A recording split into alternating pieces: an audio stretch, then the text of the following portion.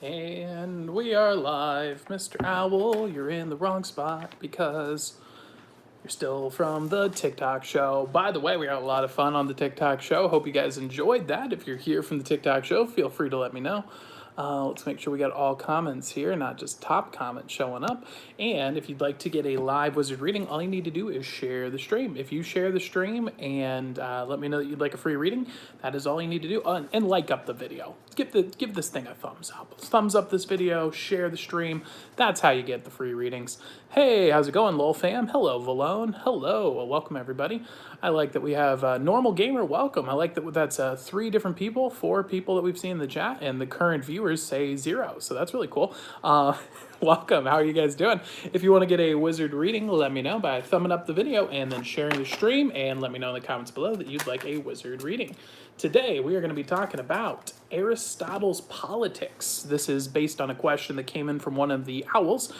They're asking, this is kind of a 2-part back-to-back series. The first one that we did was yesterday, which is based on some financial wisdom that's more or less boiled down to by a quote from my grandmother. However, it does encapsulate the principles you'd find from some of the books like The Richest Man in Babylon, Think and Grow Rich, as well as Warren Buffett's The Intelligent Investor. So that was last night's stream. Tonight is about Politics 1. This is what I strive to create with my life, which is based off of Aristotle's philosophy of how to set up a household. What are you supposed to do with your money once you are getting money? And so that's what we're going to be talking about today, and that's about one of the main goals that I talk about a lot here, and is a core concept that the owls are all aware of, which is the self-sufficient life. How do we achieve the self-sufficient life? What is the self-sufficient life? Is the self-sufficient life even possible? And so that's what we're going to be discussing today during today's lecture. But first, let's get some readings. Normal Gamers looking for a reading? Yes, indeed. Hey, can I be owlified to a lone owl? Yes, indeed, Valone. You can be owlified to a lone owl. Let me write that down. Well, actually, once you get your reading, Valone, we will get you owlified during your reading. All right, and if there's anybody else looking for a reading, let me know. Hey, Tina, how's it going? Let me write you down, and we'll get you on the list here. Tina, you're getting a reading. Boom. All right. And we also have paid readings going on at the end of the stream. If you want to take part in the paid readings, all you need to do is go to paypal.me/askawizard, pay whatever you think a reading is worth, and you can put in your username and comment on PayPal. Let me know, and we will get you a paid reading, and I just verify I read it off of PayPal. So it's a longer form reading, so if you're interested in that, check that out. And we'll give away 1 free paid reading as well. We'll do that at the end of the stream, or end of the lecture here as well. So if you're interested in getting a paid reading and you'd like to potentially get that, make sure you thumbs up the video, share the stream, and that is how you qualify for the paid reading giveaway. All right, let us begin. Velon says, I'll take a reading then with the owlified. Yes, indeed. I got you on the list. All right. Normal Gamer. Let's go. That's not the right one. I think this is it. The 2 of Spades. So the 2 of Spades is a very interesting card. So what the 2 of Spades represents is a choice regarding your intellect. And so what this is telling you need to do is you've got 2 choices to make. There's a big decision that you're kind of at a crossroads at, and unfortunately you're not in the good position where there's like one plan that's the obvious good plan and then the other plan that's the obvious bad plan. Instead, it's 2 options that both sound really good and have some compelling arguments to be made. This is typically when your subconscious desires and your conscious desires kind of get into conflict here. This is what we see arising here. And so what I would recommend doing, and I find very valuable during these times, is that when you find yourself in that situation, ask yourself, is this something that's going to have long-term negative consequences either way? And if the answer is no, just pick one and start taking action, because you're going to find out if that's the better way by trying it out, see if it works. If you don't like it, you can go try the other way. And so rather than wasting a lot of time on things that don't have long-term negative consequences, it's better to just kind of take action on it and see what happens and see where the cards may fall. And so what that card would represent is called the Jack of Diamonds. So what we would do here is just take the two of spades, and we're going to wave it like that and have it turn right into the Jack of Diamonds that you need right there. So I hope that helps you out. I hope that gives you some insights. Let me know in the comments below if that was accurate for you, and we're going to move on to the next reading. 19 Ali says, hello, how are you doing? You show us the best card trick you've ever done. Yo, show us the best card trick you've ever done. No, I can't do that through a live stream. I'm a member of the Magic Castle, so I do live shows, or used to before everything got shut down. So my best work is obviously going to be in person. My best philosophical work, however, is here on YouTube. So, all right, let's get Tina. Tina, you are up. Is there anything in particular, Tina, you were looking for insights on? Let me know in the comments below, and we'll get your reading started here in just a bit. By the way, what'd you guys think of my first ever edit? That one was done by me. The one on systems versus, or goals versus axioms. I posted that today. What'd you guys think? Let me know if you enjoyed it. Share it to a bunch of groups. I don't know, go to Facebook, go post it on Reddit. Let's get some views up on that thing. Unless it sucked, in which case, don't share it. I don't want you to share my things that suck. I binge watched all your Magic in the Mornings. Laugh out. It was pretty cool. Oh, that's so cool. Magic in the Morning is like from 7 years ago. Isn't that crazy? 7 years ago I was doing that. Incredible. Incredible. Yay, a future possible career. Ooh, very interesting. Just going to ask how your day is going. It's going very well, Arwen. How are you doing? Arwen. I think I got that right. I remember you from before, and I messed up your name, and I do that a lot. If you'd like a reading, Arwen, let me know by sharing the stream and thumbsing it up and letting me know in the chat below. Erwin, there we go. I get it wrong every time. It's like the Air tribe wins in Avatar. Erwin. All right, Tina, let's begin. Ooh, what do we got here? Ooh, the Six of Hearts. So the Six of Hearts is intense. So what this is saying in regard to a future career, the Six of Hearts is saying that we really need to pull up a little bit here. We need to realize that we are in a grind. I would like to have a reading today, if you wouldn't mind. Awesome, Erwin. I will add you to the list in just a moment. So the Six of Hearts here, it will be after the stream, just so you know. Or after the lecture, though, just as a heads up. In fact, yeah, we'll have you during the paid readings. Where was it? So the Six of Hearts is about a grind regarding the emotions. And so this is saying that we're really kind of thinking like way ahead in our career. And what this is saying is like, hey, to get to where we're trying to go, that's a pretty long ways. That's not something that's just going to happen overnight. And so we really need to play the long game here. We need to figure out, how can I be motivated to achieve that goal, that big goal? That's awesome to have, but how can I also be motivating myself every day so that I'm not sitting here constantly saying like, well, I haven't achieved that yet, so I guess I suck and everything's awful. We need to figure out how to make the little things wins. And so a really great way to do this is setting an axiom rather than a goal, which is what my video I just posted about is all about. And more or less what that boils down to is rather than setting like a goal, like I want to be the top of this company, for example, instead setting it into a more open-ended system that you can then see. Plus it's a pass-fail essentially. So the way I best find to explain it is with health. So a goal might be to lose 20 pounds. A axiom would be the healthiest version of myself I can be. If I'm striving to do that, every day I can judge, was I healthier today than I was the day before? And that's a much better metric, because every day you get positive reinforcement or negative reinforcement as to whether or not you're moving forward on your goal. So the thing that you really need to do here is advance on the strategy. We need to change our thinking, and that would be represented by the Eight of Spades, which is about growth in the logos. So let's get that to change right there. Now we got the 8 of spades for you right there.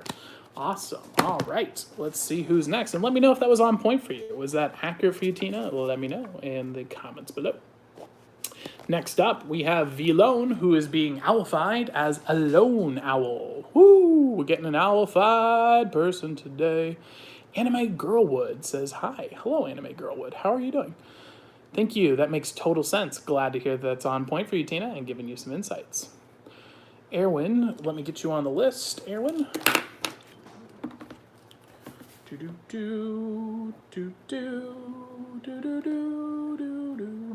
don't know why Erwin makes me think of Jurassic Park, but it does. I love that scene.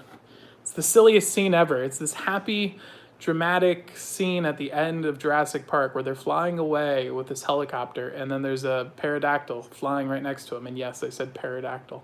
I do that intentionally to upset people who like dinosaurs. He looks to the side and saw a pterodactyl, and that's the end of the movie. And you're like, so they're gonna leave the island and go kill people then, right? Right. So that's the end. It was really bad. It was really odd. It's a really odd way to end the movie. Hey, Tyler, can I have insights about the possible future? Not really the future per se, but what I can do is pull a card that will give you advice on what you should do now to help you best prepare yourself for multiple outcomes for the future. Basically, like what is the best strategies you can roll to help yourself get to the best possible scenarios in a wide range of different situations. So let's do that. Boom. Ooh, the 5 of spades. The 5 of spades. The 5 of clubs. That's interesting. So the 5 of clubs is about a disruption in your principles. So what this is saying is on the horizon, be prepared to have to really consider some new philosophy, some new ways of thinking, some new ways of being, really. There is value in the foundational beliefs that you have, your principles, your logos, your axioms. However, we know that there are people who are more successful than us in what we're trying to do. And so it's important for us to study what are their principles, what are their axioms, what are they applying that allows them to succeed so much, and to be open to really disrupting the way that we perceive the world now and trying to learn from people who are doing better than us. So that would be the recommendation I have for you, is to really change things up. And that's going to require emotional change here, which is the 5 of hearts. And so the 5 of hearts is about disrupting your emotions. So this is going to cause a bit of a disruption. This is going to be not the easiest thing that you do. And that being said, you need to be okay with that. You need to be open to the fact that gaining success, growing, and succeeding isn't something that just is going to come overnight. It's not going to be easy. If it was easy, then everyone would be doing it. So you have to be prepared for that challenge, and to challenge your beliefs, challenge yourself, and to push yourself emotionally, to be in an uncomfortable position of like, look, I'm not the best. I don't really know the best way, and other people here are clearly doing better than me. So how can I learn from those people? That kind of mindset. It's hard to get, but once you get it, you're on track for some success. So that is the reading I have for you. And let's get you owlified. I believe you said is a lone owl. Was that correct? Oh, I might be able to do it with my pen of light today. My Aleister Crowley's pen of light. Oh, it's so stupid. Oh, by the way, never read anything from that fool. But I like mocking him and his stupidity. He's such a terrible philosopher. Gosh, how dare I call him a philosopher. All right, let us begin here. So I want you to go ahead, and we're just going to imagine there's a glowing ball right over here floating in my hands, and you can imagine that glowing ball now. If you use your imagination, this is a very odd situation here, and I'm going to imagine it like it's glowing in between my hands. Not everyone can see it. Some people can, some people don't. It's about 20% that can see it, but what's more important is this is odd, and you don't expect this to be happening, and so what ends up happening is it breaks your pattern of behavior, and it lets me get in a suggestion here, which is I want you to look around for when you have this little light fly through the air here in a moment. And ask yourself, not how is the world working against me, but instead, or even what is in the world currently, but more, how is the world working for me? What are the advantages in the current situation I'm at that I'm not aware of? And that's the question you want to be asking yourself on a regular basis to start finding hidden opportunities. So we're going to place that right on here. There we go. And we'll just go ahead and take that off and place it there. Let it fly. All right, Vilone, you are Vilone, and you are now owlified as a lone owl. Welcome to the flock. Yeah, you're crushing. Woo! Welcome, sir. Welcome to the flock, sir. That is the Parliament of Owls. One more owl to the flock. The legendary Parliament of Owls. You can send your blood sacrifice and 333,663.911 Bitcoin to the address. When you make the blood sacrifice, it will actually make the QR code to scan. So don't even worry about it. Got to do it every time. Gotta keep up the tradition. Keep Illuminati joke a day keeps the psychos away, as they say. Thanks, and the reading was very accurate. No problem at all. I'm glad that that was accurate for you and on point. You know what, Erwin, let's get your reading out of the way since it is one of the free readings.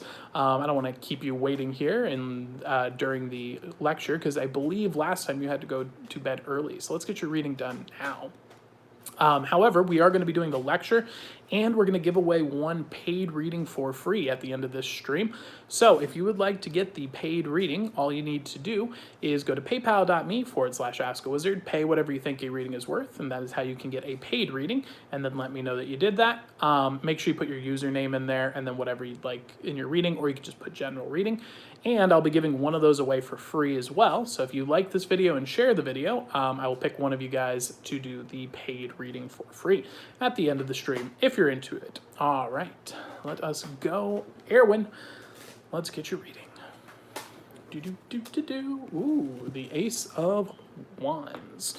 Very interesting indeed. So, the Ace of Wands is a card about new spiritual beginnings. And so what this is saying is you're sitting in a position where you're at the beginning of a new story in your life. And this is like a big change in your life because this is about principles, what we believe in, new ideas, new foundations, new axioms. This is about new inspiration. This is the beginning of like a really new, awesome part of our life. This is overwhelming, and this could be becoming a Christian for the first time would be one example, or getting a real inspiration, a goal, a dream, an ambition. I want to be this. This is about a grounding foundational force. And so this is an important time to really capture the energy during this time. It's awesome to enjoy this experience this time because it's not going to be around forever during the journey. And you want to write down exactly what it is that really inspires you about this so that in the future, when you run into these times where it's a little bit more difficult and you're not feeling so motivated, you can reflect back on like, this is why I'm doing it though. This is why right here. And that's a really great approach when you're in this state. Then once you go from there, what you want to really focus on is getting your core principles down. So figure out not just one reason, the energetic motivation, but figure out what are 4 good reasons for why you're doing what you're doing for when things get really tough in the future. And your first inspiration is like, okay, that was nice, but whatever, I'm able to talk myself out of it. Then you have 3 backups to really knock yourself back into place. So getting that philosophical foundation would be represented by the 4 of clubs. So let's get that to happen here. We got the 4 of clubs for you right there, and get those arguments into place, and that's going to get you a much better position for doing those readings. So that would be my recommendation for you. I hope that helps you out. I hope that gives you some insights. Let me know in the comments below if that was on point for you, Erwin, and if that gave you some insights. And we're going to move on to the lecture. And if you'd like to get in on the paid readings, you know what to do. Share the stream, like this video, and we'll be doing the paid readings at the end of the lecture and giving away one paid reading as well. So if you'd like to qualify for that free paid reading, share the stream, thumbs up the video. And you can always do the paid readings at paypal.me/askawizard and pay whatever you think a reading is worth. All right, let's see. Erwin, do we got a comment from you? We'll find out in a bit.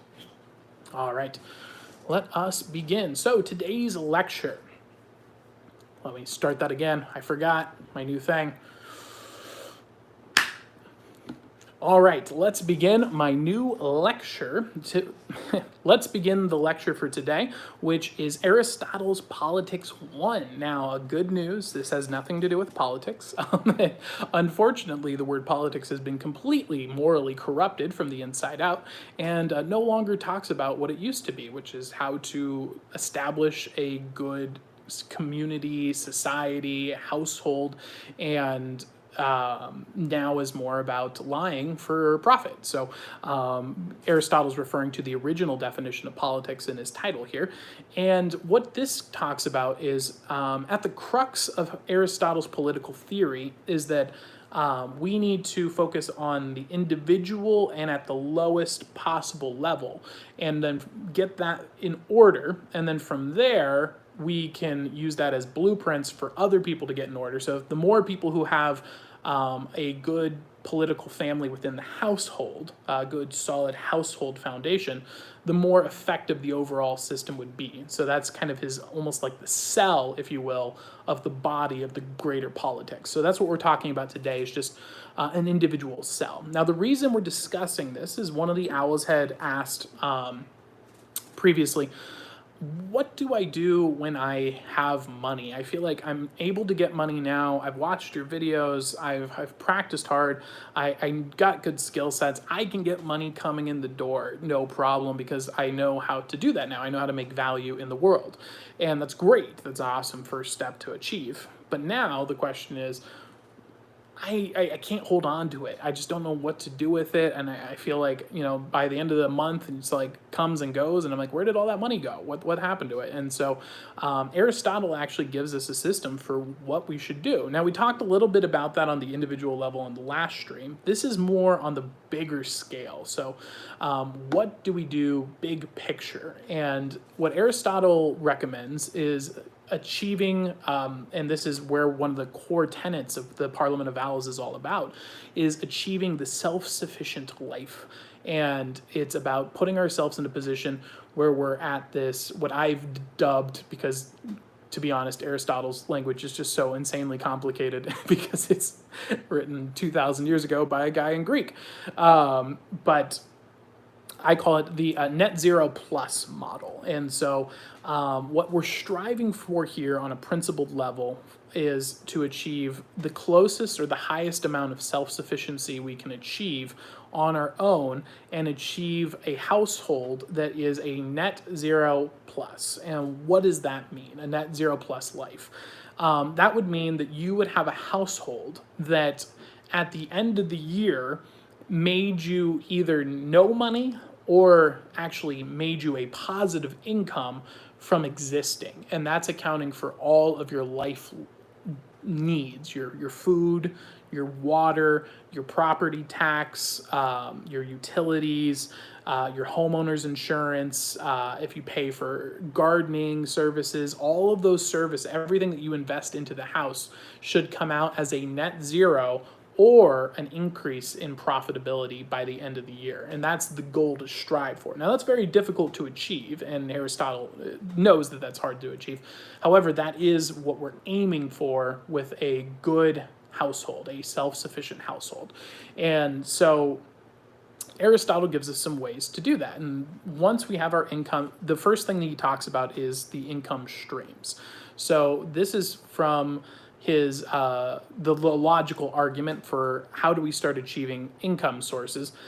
He highly recommends having multiple streams of income that are smaller and easier to manage. So rather than having one source of income that can be easily disrupted. So you don't want to be putting yourself in a position where you just work a job and that's how you make your money. If you do that, it's very likely that you will lose that job. There'll be a disruption in that job at some point in the future, and then your entire income source shuts down. So, what he instead recommends is finding multiple different ways that are low maintenance and drive sources of income. And then on the flip side, to figure out what is draining income and which of these things can I eliminate, reduce, and really consolidate. And so those are the two sides of the coin. What is costing me money? How can I reduce it? And what are things I can do to make profit? So maybe an income stream could be selling your excess produce from your land. If you grow your own food, selling your excess produce at a farmer's market would be a source of income. Having someone build a cell tower on your property could be another additional source of income. Renting out a room in your house as an Airbnb could be an additional source of income. And so by having all these different little things that add up, now you've got 5 or 6, 7 sources of income plus your job. Maybe you have a job and you do a little part-time stuff on the side, your art projects, maybe you work on YouTube, do some streaming. Now, if one of these streams goes down, you have all these other ones to keep making your property stay in the positive, and that's going to put you in a really powerful position where it's very difficult to just shut you down completely, even like with this beer sniffle nonsense. I'm blessed enough to be in that position myself as well, and it's because I'm trying, and I'd say I'm 20% where I want to be, and I'm hoping to get a little bit closer to that in the near future. But I've tried I'm putting a lot of my effort and energy into trying to model what Aristotle has described for us here in Politics 1 in my own life.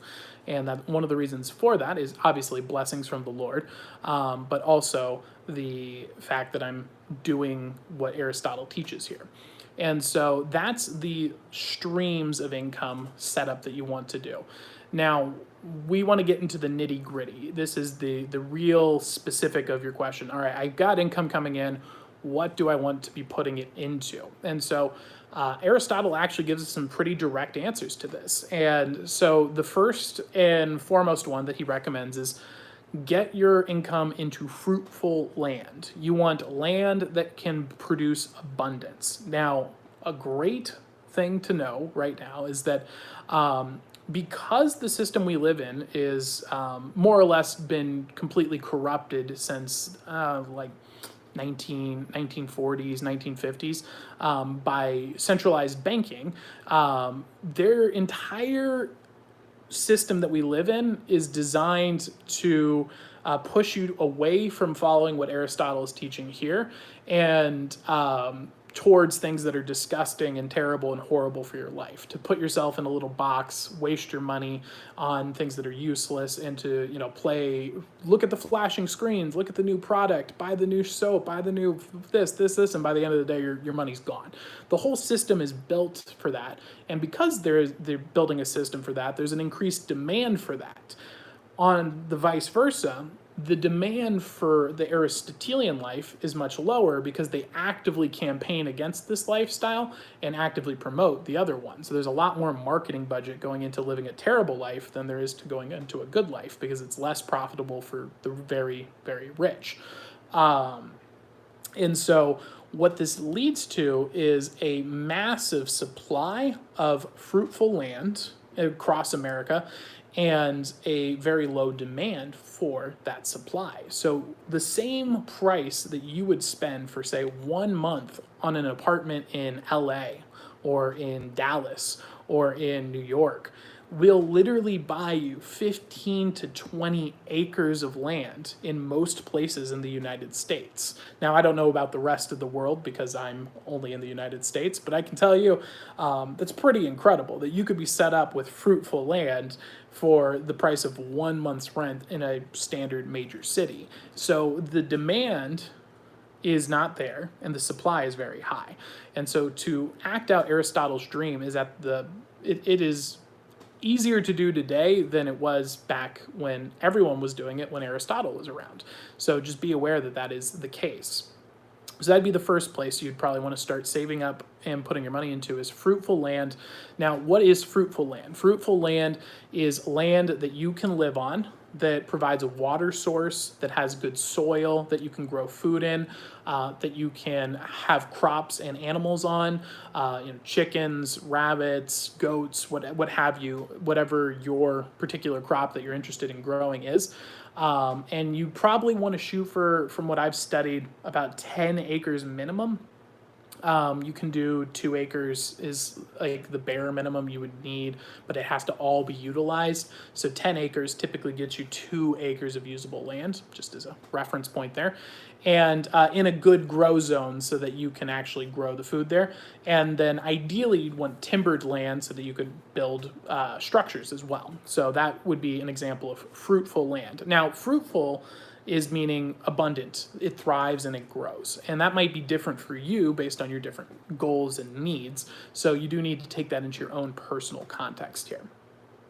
And so from there, you can, now that you have fruitful land, what you want to invest in is things that will provide you your basic needs. So the next step, once you have your fruitful land, is to invest in the stuff that meets your basic criteria. So rather than putting your money into, say, new video games and, I don't know, a ridiculous car payment, or God forbid, the worst thing you could put your money into, which is a student loan, you put your money into something of value, like a well that will give you water, perhaps solar panels that will power your house so that you have the ability to reduce your electric bill for the house on the land. If you don't have a house, investing into the supplies to build a house. These are the things that you would go into, is things that meet your basic needs: food, water, shelter, and crops specifically. And why crops specifically? Because crops have an abundance. So if you grow a surplus of food, you can grow this for close to the same amount of effort it requires to grow enough food for yourself. You can grow enough food for about 10 people. So you can go and have a massive surplus of crops for a little bit more effort, but it's certainly not nearly as much as the initial upstart of just doing it for one person. And so if you do that, you can actually take that 9x abundance, that 90% that's remaining, and you can monetize that. You can sell that at farmers markets. You can preserve it and save it for savings in your food storage. You can use it to give as gifts. You can use it for barter. And so this is a source of income as well, that has a very low startup cost that's going to immediately put you into a place of abundance.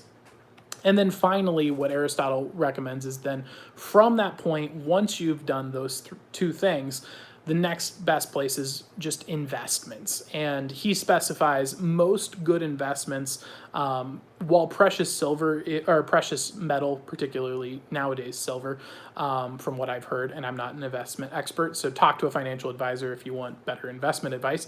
But from Aristotle's book, what he would recommend is things that have value and use immediately. So he wouldn't say go to the precious metals. He would say buying a tractor, for example, might be something that's an investment, because it will help you to work your own land and you can rent that thing out for value.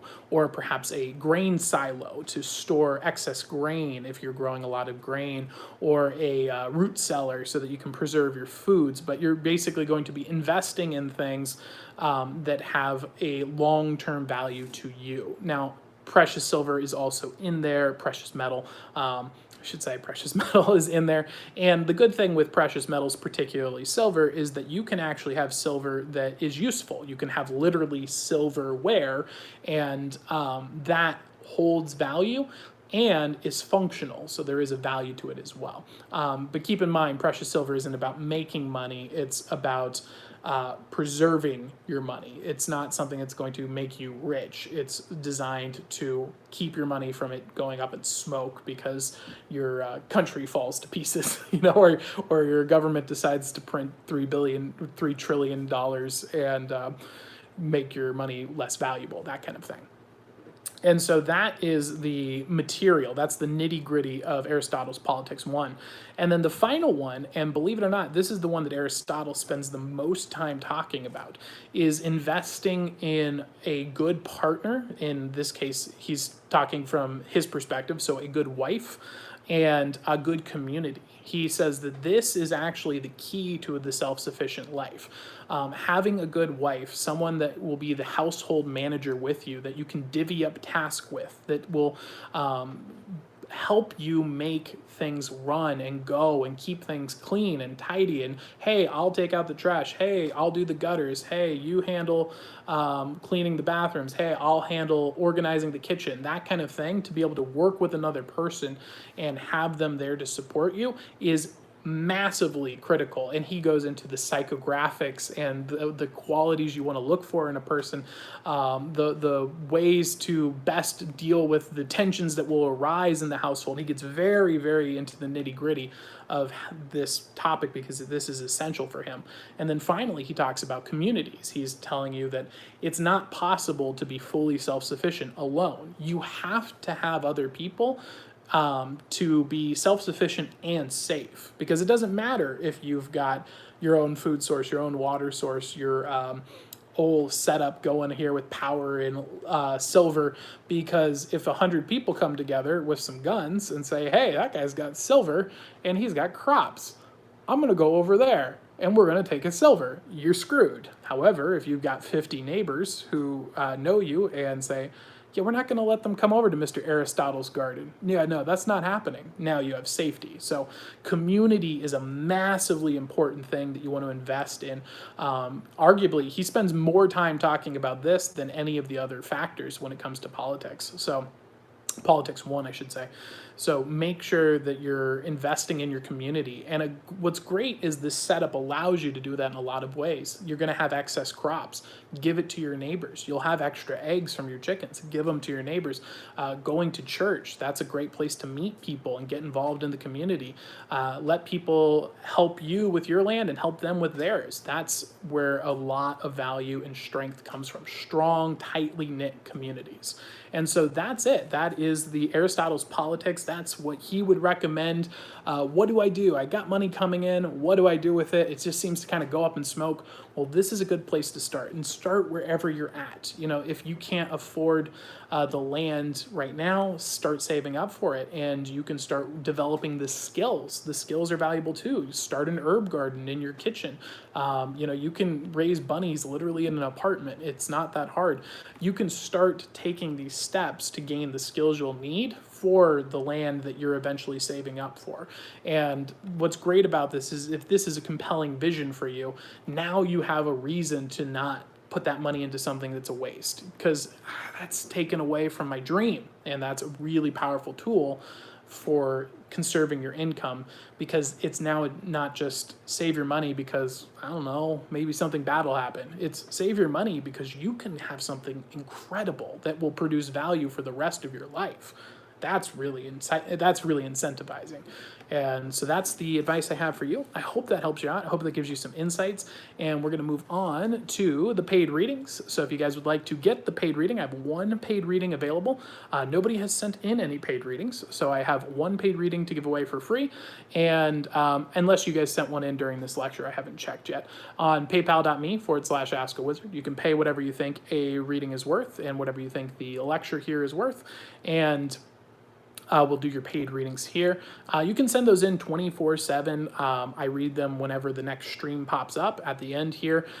So make sure you tune in. If you did send one in, make sure you show up here at the end of the stream, or you might miss it. If you do, though, this is recorded, so you can always go back and watch the recordings as well.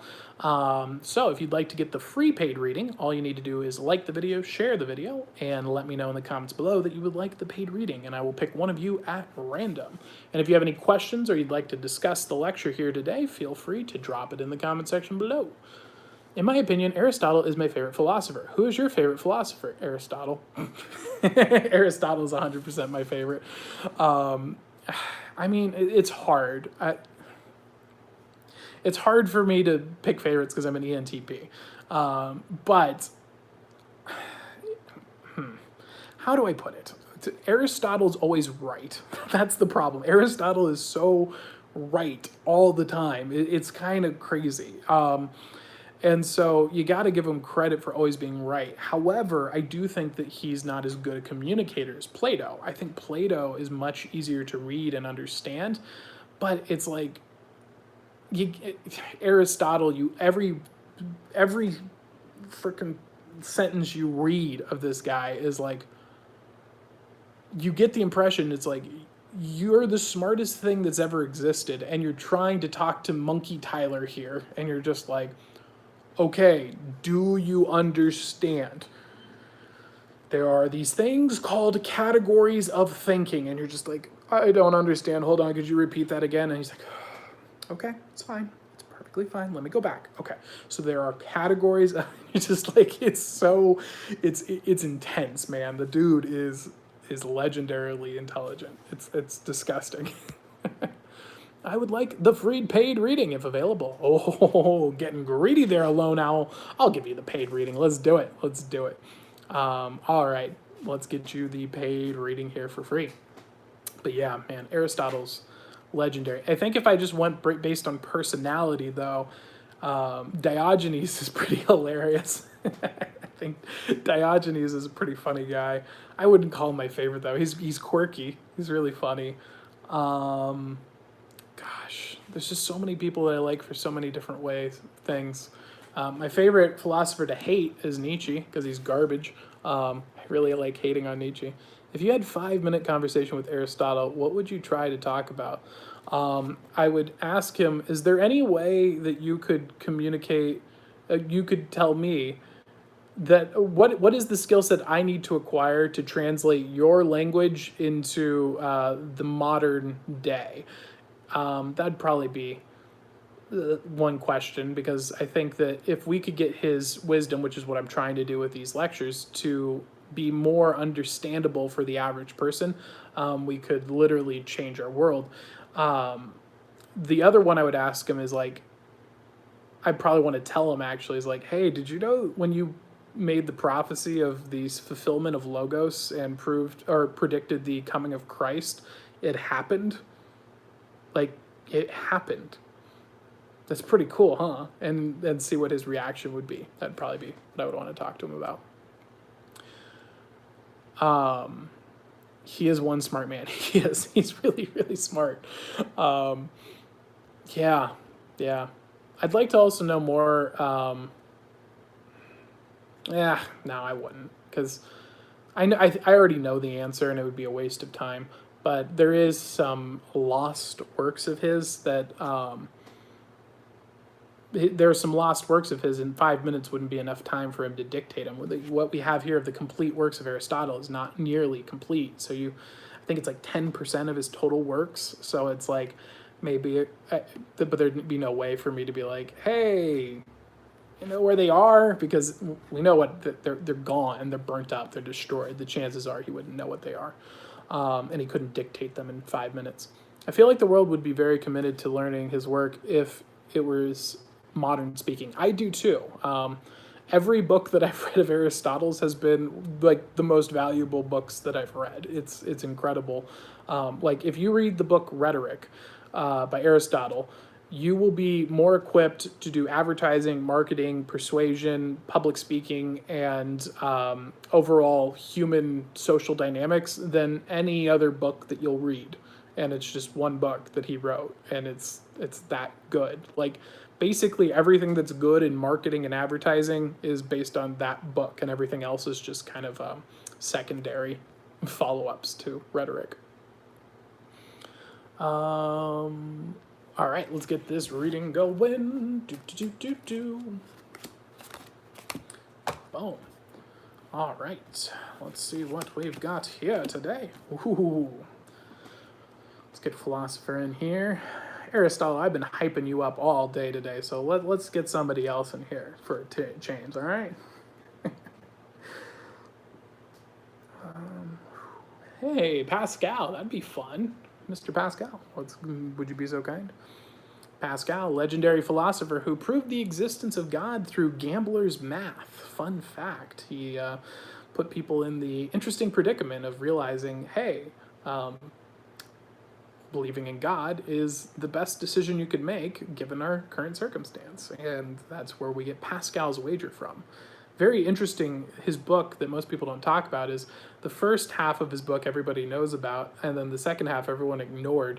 The first half is about why everything in the entire world sucks and there's no value and it's just horrible and just a terrible place and everything is terrible.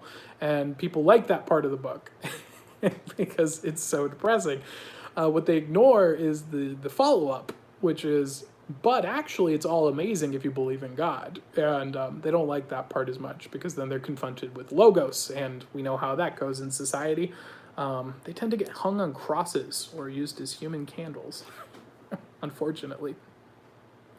Looking into the past here, what we see is the 8 of diamonds for you, a lone owl. So the 8 of diamonds here is about the advancement in the material. So what this is saying is we're in a position right now where in the past, where we had to really grind out a skill set. We needed to commit ourselves to really developing new and useful skills. And we're putting in a lot of effort and time into that. And I'm getting the impression here there was like literally a conscious thought of like, I want to develop things that are useful. I want to get good at stuff. And we kind of like tried a lot of different things here and really experimented and really just kind of like stuck out our tentacles and we're like, I'm going to try a little bit of this, a little bit of that, a little bit of this. And there's a lot of things that caught our interest.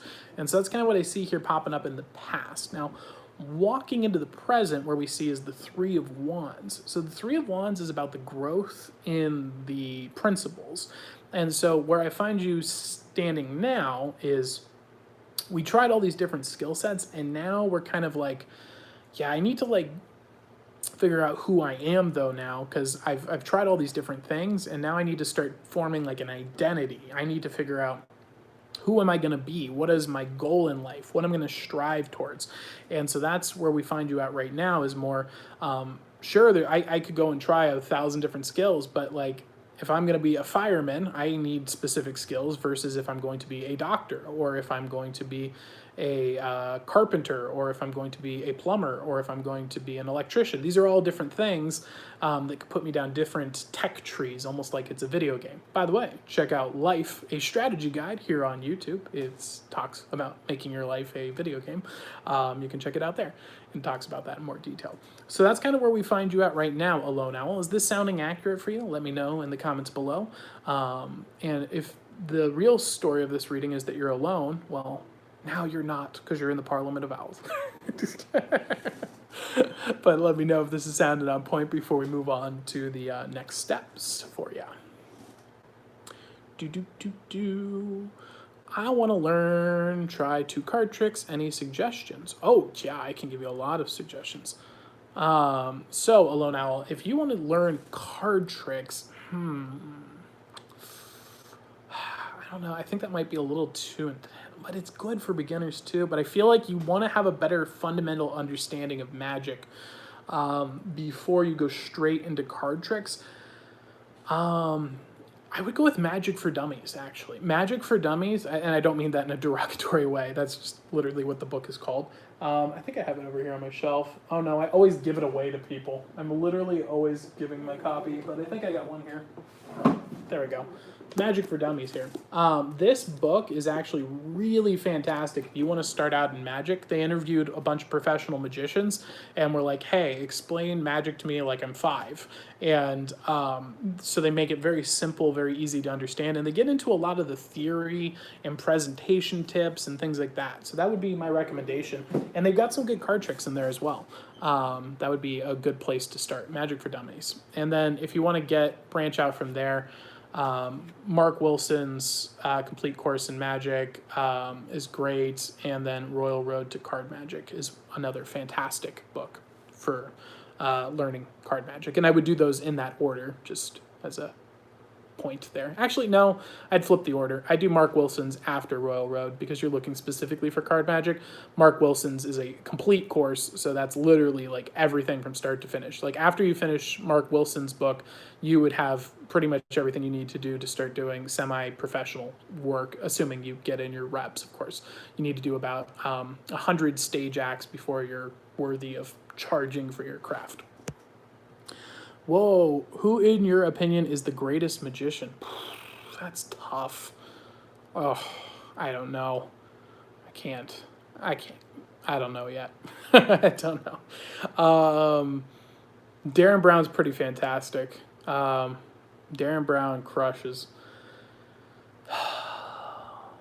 I mean, my competition's Merlin. I want to beat Merlin, but most people don't think of him as a magician, but because they think of him as a wizard. But I don't compete with magicians; I compete with wizards. So, I guess Merlin would be the biggest one right now. And is it possible if you can show me the easiest card trick for a beginner? I can't do that for you. However, if you DM me, we'll see what we can do. But I can't just give the info away live, unfortunately. There are a few tricks that I can. I mean, there's a few tricks I could teach you guys live, like teach you how to take your finger off. But I could teach you something in private. All right, let's see here. So we got the 5 of diamonds. So the 5 of diamonds is the next. It's fine, but the reading was accurate. Awesome, glad to hear it's accurate for you. So the 5 of diamonds is the final steps here. And so what this is saying here is a disruption in the material. And so what this is telling us to do is once we, to get to the point where we figure out what we want to do, we kind of need to change up our current way that we're doing life. So right now we're trying all these different things, and that's good to do. We want to take it to the next step and like literally try to act them out in the real world. Let's say for 3 months or 1 month, whatever amount of time is necessary for you to really get a taste of what you're trying to do. I'm going to work on trying to be as good as possible at this one thing for a month. And then at the end of that month, I'm going to review and say, is this something I'm interested in continuing? And try that out. Try different things and just dedicate all of your time for a short amount of time to one specific thing and see how it works out. And try maybe 4 or 5 things from there. And then usually I think you'll find by maybe the second or third one of them will just be like, oh, well, this is obviously awesome and I want to keep doing that. And so then that will help you go and expand out your career from there. And then definitely make sure you check out Life, a strategy guide, because that gives you a lot more details on how to apply that principle very specifically, because you don't want just one skill. You need a talent. I think Scott Adams calls them talent stacks.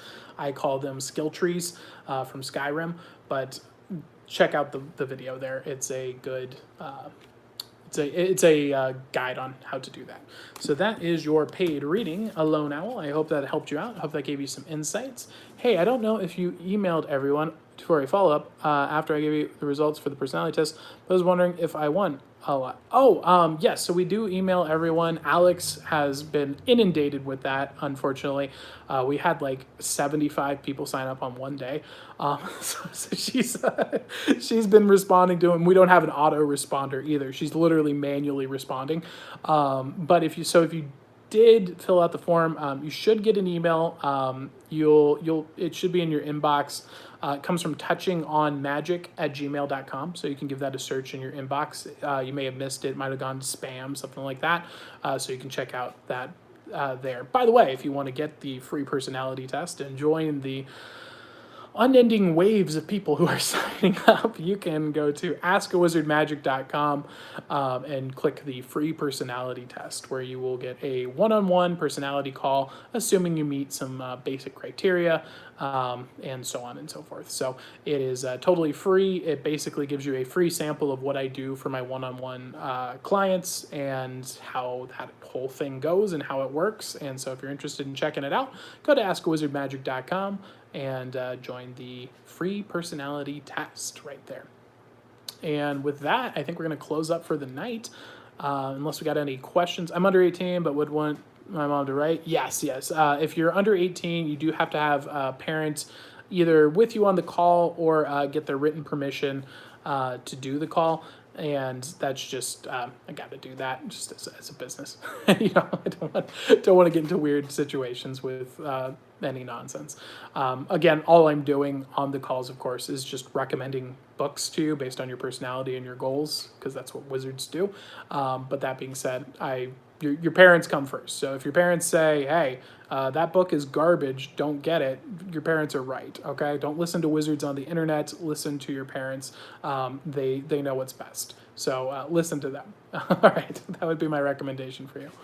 Yeah, it's fine, level. Be safe, guys. See you next Monday. Awesome. See you, Alone Owl. All right, I'm going to close up the stream. Hope you guys enjoyed the stream today, and thank you for tuning in. And I will see you guys again Monday through Friday, 9 p.m. Pacific Coast time here on YouTube, and 7:30 p.m. Pacific Coast time on Monday through Friday on TikTok. I'll see you guys then. Have a good weekend, and peace. Or I could poke the wrong button. Now I could